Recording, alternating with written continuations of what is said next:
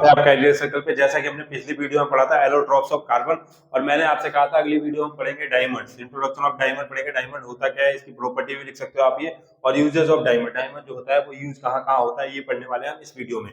तो सबसे पहले देखते हैं डायमंड है क्या। Diamond is a colourless transparent substance having extraordinary brilliance. देखो तो कह रहा है डायमंड जो है वो कलरलेस ट्रांसपेरेंट है। ट्रांसपेरेंट है तो क्या होता है, पारदर्शी, जिसके आर पार आप देख सकते हो। तो कलरलेस है, इसका कोई कलर नहीं होता, ऐसा पदार्थ है।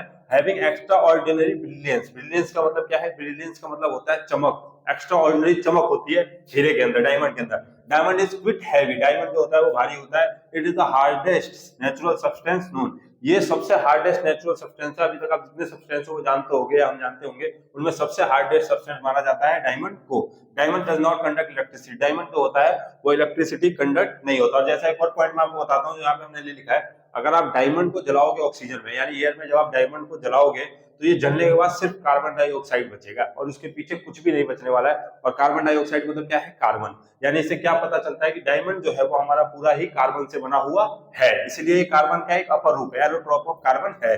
अब देखते हैं यूजेस ऑफ डायमंड। डायमंड के उपयोग कहाँ कहाँ होते हैं। Diamonds are used in cutting instruments like glass cutters and in rock drilling equipment. कह रहा है कि डायमंड जो होते हैं वो कटिंग इंस्ट्रूमेंट की तरह यूज होते हैं, जैसे ग्लास काटने के लिए, रॉक ड्रिलिंग के लिए भी, बड़ी बड़ी जगहों पे रॉक ड्रिलिंग इक्विपमेंट की तरह भी काम करते हैं।